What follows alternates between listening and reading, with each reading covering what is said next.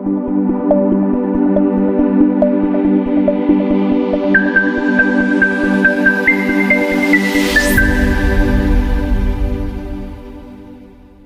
안녕하십니까. 이제 1학기 기말고사 한 주 남았습니다. 맞죠? 한 주. 한 주도 안 남은 친구도 있고, 한 주 조금 더 남은 친구도 있고, 이제 마지막 주에 들어가게 되어 있습니다.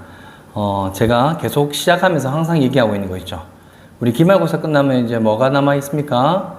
기말고사 끝나고 이제 성적표를 딱 받고 나면 거의 바로 우리 여름방학을 하게 되죠. 학교장 재량 때문에 이제 여름방학 기간들이 좀 학교들마다 차이가 좀 나긴 하는데, 그래도 우리 여름방학 때 중학생이든 고등학생이든 물론 열심히 공부를 해야겠죠. 빠진 과목들을 좀 채우긴 해야 되겠지만, 그래도 공부만 할 겁니까? 그거 아니잖아요. 맞죠?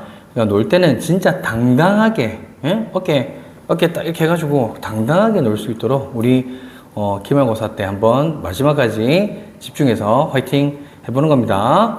오늘 그 멘탈 잡기 마지막 주, 이제 한 주 남았을 때 세 가지 얘기 포인트를 할 거고요. 오늘 한번 시범 삼아서 쇼츠라는 것도 한번 나중에 만들어가지고 볼 건데, 세 가지 포인트를 얘기할 겁니다.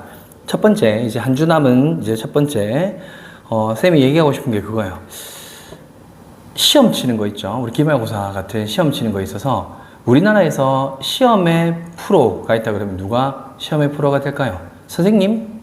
물론 출제위원들의 성향을 알아야 되기 때문에 출제하시는 선생님이 프로라고 생각할 수도 있어요. 뭐 선생님도 친구들한테 항상 시험을 준비시키니까 선생님이 프로라고 착각할 수도 있는데, 선생님이 생각했을 때 진짜 시험의 프로는 여러분들입니다. 선생님이 문제 방향성에 대해서 이렇게 잡고 이렇게 하는 거지, 시험 현장에서 실제로 치고 이런 거는 그냥 혼자서 모의고사를 이렇게 쳐볼 수는 있어도 여러분처럼 그런 기회가 없다는 거죠. 정말 시험에 있어서는 선생님이 생각하기에 여기 앞에 있는 우리 중학생, 고등학생 여러분들이 바로 시험의 프로라고 생각합니다. 프로의 정의가 뭘까요? 프로의 정의는 사실은 어떤 일을 하면서 아마추어와는 다르게 돈을 버는 거를 프로라고 해요. 실제로는. 근데 선생님은 다르게 생각해요. 실제 프로들을 만나보면 선생님이 가수든 아니면 야구 선수든 실제 프로를 만나보면 달라요. 느낌이. 아예 풍기는 이미지가 다르고요. 카리스마가 완전 달라요. 그러니까 보통 사람들 야구 좋아서 엄청 잘한다 이렇게 선생님들 야구 엄청 열심히 하잖아요. 하는 거 이런 느낌하고, 프로를 봤을 때는 그냥 아예 카리스마 자체가 달라요. 이건 사람이 아닌데 이런 느낌이에요. 노래 잘 부르는 친구들 있죠. 실제 프로를 만나서 옆에서 노래하는 걸 들어보면 어떤 느낌이냐면, 사람한테 이런 목소리가 나올 수 있어? 이런 느낌이 들어요. 완전 카리스마 장난 아니죠. 맞죠? 그런 사람들을 프로라고 하는데, 여러분이 시험의 프로인데, 그럼 프로가 해야 될 것 중에 가장 중요한 게 뭘까요? 제가 생각하기에 지금부터 얘기할 이 부분인 것 같아요. 컨디션 조절. 맞죠? 컨디션 조절. 그냥 야구를 선생님이 좋아하시니까 메이저리그의 김하성 선수라는 분이 있어요. 엄청 잘하고 있어서 작년에 메이저리그에서 골든글러브 수비를 너무 잘해서 너무 멋있거든요. 근데 김하성 선수가 전날 밤을 샜어요. 그래서 컨디션이 안 좋았어. 그래서 수비 실책을 했어. 그러고 나서 이제 인터뷰할 때, 제가요 어제 밤을 새가지고요, 그래서 좀 실수한 것 같아요. 말이 될까요? 예를 들면 아이돌 가수가 내일 이제 공연이 엄청 큰 공연이 있어요. 그래서 나름 아이돌 가수도 연습을 해야 돼서 밤새워서 노래를 연습하다가 공연날 목이 쉬어버렸어요. 목이 잠겨버렸어요. 그래서 공연을 제대로 못했어요. 그래서 그 온 사람들한테, 관중들한테, 죄송해요. 제가 어제 노래 연습하다가요, 밤을 새서 노래 연습을 하다가요, 목이 잠겼어요. 이렇게 얘기하는 게 말이 될까요? 안 되죠. 프로는 말 그대로 그런 핑계를 댈 수가 없는 입장입니다. 정말 자기 컨디션을 완벽하게 관리해야 돼요. 여러분이 시험의 프로라 그러면 여러분의 컨디션을 이제 마지막 주에 완벽하게 잡아가셔야 돼요. 마지막 주가 어떤 주입니까? 이제 이때까지 공부 열심히 안 했던 친구들 같은 경우에는 이제 마음이 막 이렇게 급하니까 벼락치기 하는 주, 밤샘 하는 주, 이렇게 착각하는 친구들이 있는데 절대 안 된다는 거. 이제부터는 딱 자기 자는 시간을 무조건 딱 정해주세요. 내가 아무리 시험이 급하지만 1시까지만 난 딱 공부할 거야. 1시 정도까지는 괜찮아요. 맞죠? 그 다음날 컨디션에 무리가 안 되도록 난 딱 그 정도까지만 할 거야 라고 정해놓으면 친구들이 착각하는 경우가 이런 거예요. 내가 지금 너무 급한데 선생님 그냥 말도 안 되는 얘기 하지 마세요. 지금 내가 밤을, 이틀 밤을 새도 다 못할 것 같은데요. 3일 밤을 새도 다 못할 것 같은데요. 사람의 집중력에 한계가 있기 때문에 내가 오늘 밤에 역사 파트를 밤새워서 해야겠다 라고 생각하는 순간 마음은 어떻게 되냐면 집중력을 이렇게 딱 모아가지고 끝을 내는 게 아니고요. 훅 퍼뜨리는 거예요. 그래서 밤새 그 집중력들을 분산시켜서 실제로는 효율성에서는 제로가 된다고 생각하셔야 돼요. 그리고 더 중요한 거, 여러분 컨디션이 나빠지면 어떻게 되죠? 실제 퍼포먼스에서 최악이 되는 겁니다. 무슨 말인지 알겠죠?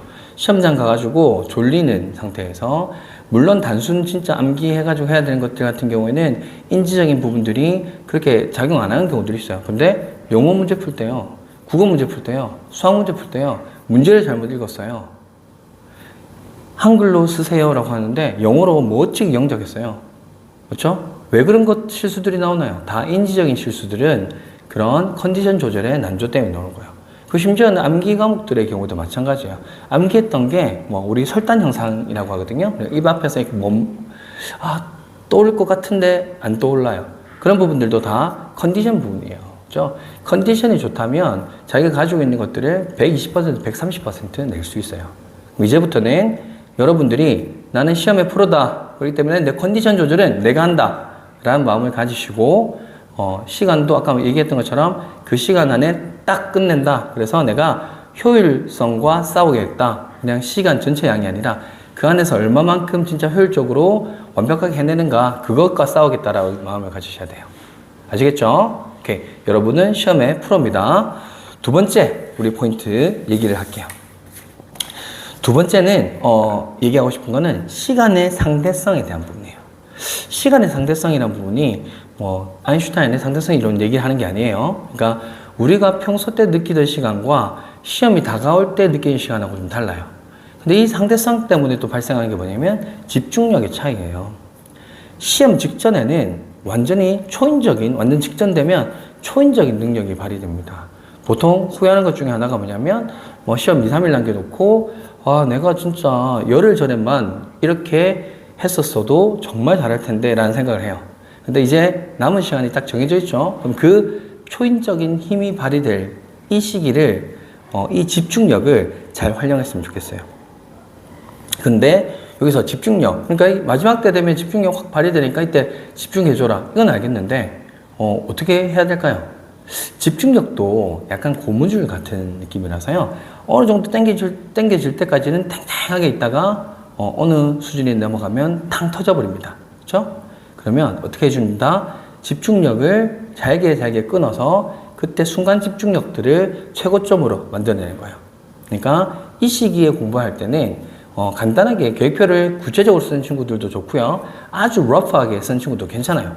대신 뭘 할지에 대해서는 어느 정도 계획표를 쓰고 하셔야 됩니다. 근데 나 2시간 동안 이만큼 할 거야. 3시간 동안 이 소단원 다 끝낼 거야. 이런 식의 계획을 접근하시면 안 돼요. 왜냐면 아무리 집중력이 초인적인 힘을 발휘하고 있는 이 시기에도 여러분들이 3시간 쭉 연달아서 한 번도 안 쉬고 그 집중력을 발휘할 수는 없어요. 터져버려요. 그렇죠? 그리고 오히려 그렇게 끝나고 나면 2시간, 3시간 하고 나면 내가 이제 보상심리 때문에 또 한 2, 3시간 퍼져버리는 거예요. 그럼 어떻게 하면 될까요? 지난번에 얘기한 적이 있었는데 계획표를 짧게 끊어갑시다. 2시간, 3시간 이게 아니고요. 30분, 심지어는 20분. 내가 20분 안에 뭐를 딱 끝내야겠다 라는 마음으로 짧게 끊어서 가는 거예요. 그럼 그 정도 집중력에 있어서는 정말 초집중을 여러분들이 할 수 있는 걸 느낄 거예요. 그리고 생각보다 그리고 시간을 잴 때는 어떻게 해야 되냐면 항상 타이트하게 하기 위해서 본인이 20분 타이머 딱 맞추세요. 그리고 20분 동안에 자기가 집중해서 할 수 있는 양이 얼마큼 되는지 보시면 깜짝 놀라실 거예요. 저도 바쁠 때 최근에 올해 들어와서 사실 다시 독서를 좀 많이 해야지, 작년에 제가 바쁜 핑계들 때문에 독서를 그렇게 많이 못했던 것 같아서 책을 좀 계속 읽고 있는 편인데, 너무 바빠서 하루 종일 책을 들 수 없을 때가 있거든요. 그때 선생님은 어떻게 하냐면 타이머를 딱 맞춰요. 15분 딱 타이머를 맞춰요. 맞춰놓고 이때 타임 때는 아무도 건드리지 마. 그냥 난 책 읽을 거야. 근데 15분 동안 책 읽어서 뭐 얼마큼 길게 읽겠어요? 라고 생각하는데 그 15분이 생각보다 엄청 길어요. 그 15분씩 조금만 세트를 나눠도 한 권이 금방 끝나버려요. 그래서 그만큼 짧게 해서 집중력을 발휘할 때 그런 효율성이 확 올라갈 겁니다. 그래서 여러분도 꼭 타이머 맞추고 짧게 끊어서 하는 걸 통해서 이 시간 동안에 최고의 효율을 끌어올리는 그런 훈련을 했으면 좋겠어요. 우리 마지막 포인트, 세 번째 포인트 나가도록 하겠습니다. 시뮬레이션이에요. 시뮬레이션. 시뮬레이션이에요. 시뮬레이션 뭐예요? 한번 미리 해보는 거예요. 맞죠? 예전에 이미지 트레이닝이 정말 중요하다 얘기하면서 선생님이 올림픽 선수들 뭐 얘기들 하고 여러 가지 예들을 얘기해 해드렸었는데 한번 생각해 볼까요? 마라톤 선수가 있다고 생각해요. 42.195km를 뛰어야 되는데 이 사람은 그 42.195km 그 코스들을 매일 가서 매일 한 번씩 돌까요? 그래서 시뮬레이션 할까요? 42.195km를 풀로 다 뛰고 나면, 그러니까 선수 수준으로 속도를 맞춰가지고 뛰고 나면 사실은 뭐 체중도 엄청 빠지고요.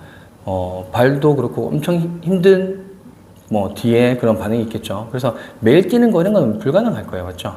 그럼 어떻게 해야 될까요? 이미지만으로 그 42.195km를 얼만큼 정말 선명하게 그 여정들을 싹 트레이닝 할 수 있는지에 따라서 그 사람의 결과가 달라진다고 생각해요. 아폴로 프로젝트 있어요. 맞죠? 사람을 달로 보내는데 그럼 생각해 봅시다. 이 사람이 어쨌든 처음 달에 올라간 사람이 있었을 거 아니에요. 맞죠? 그러면 그 처음에 올라간 사람들은 그 상황들을 어떻게 준비 대비를 할 수 있었을까요? 실제로 아폴로 프로젝트에 그런 마인드 컨트롤이 쓰였었고 이 사람들은 시뮬레이션을 통해서 실제 상황들, 물론 기계적인 시뮬레이터들을 포함해가지고 움직이겠지만 그런 마음속에서 그런 시뮬레이션을 돌려보는 거예요. 아니고 만약에 아폴로를 우주선을 계속 쏘아보면서 연습했다면 비용이 말도 안 되겠죠. 그렇죠? 당연히 올라타서 이제 쏘는 거는 한 번이고 그 한 번의 시행이 성공이다 실패다를 가르는 거예요. 여러분의 시험도 마찬가지예요. 시험장에서 오늘 이제 국어 시험을 치는데 영어 시험을 치는데 시험장에서 연습은 준비를 많이 할 수 있겠죠. 맞죠? 근데 시험장에서 내가 너무 아쉽게 실수를 너무 많이 했어. 다시 칠 수 있나요? 아니죠. 무조건 한 번의 시행이에요. 한 번의 시행. 그러면 여러분들이 만나게 될 나중에 가서 이제 수능에서도 만나게 되겠지만 모든 시험은 일회성인 거예요. 일회성. 물론 공인시험 같은 거는 계속 쳐볼 수 있겠죠. 하지만 그 회차에 대해서는 무조건 한 번의 시행이 그의 결과를 가져오는 거예요. 그럼 그 전에 최고의 마지막 한 번을 하기 위해서는 여러분들이 계속적으로 머릿속에서 시뮬레이터를 돌려야 돼요.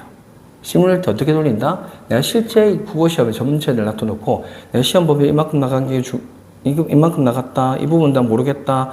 문제집을 역을 못 풀었다. 이 부분을 더 해야 될 것 같다. 이런 지엽적인 부분들 말고요. 내가 전체 딱 놔둬놨을 때 시험을 풀 때 생각해 보는 거예요. 전체 큰 단원들을 떠올려 보면서 내가 진짜 시험 친다라는 마음으로 연습 문제 풀 때나 기출 문제 풀 때나 그런 마음으로 임해 주셔야 돼요. 그러면 이제 실제 실전에 가서 그렇게 연습했던 것들을 시뮬레이션 했던 것들을 그대로 옮기시기만 하면 됩니다.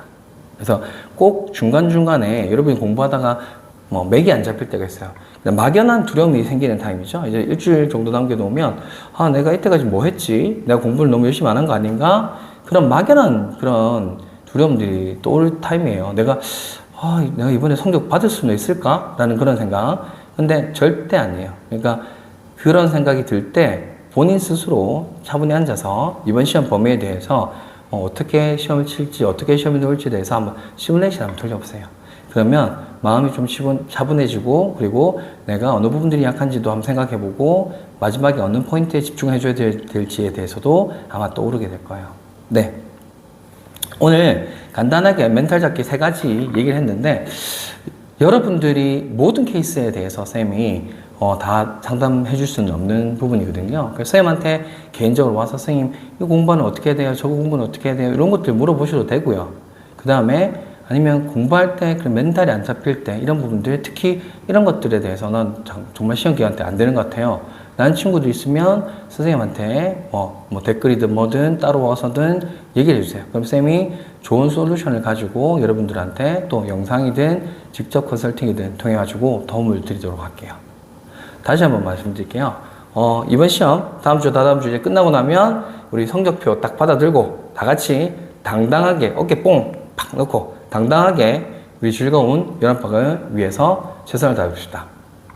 화이팅!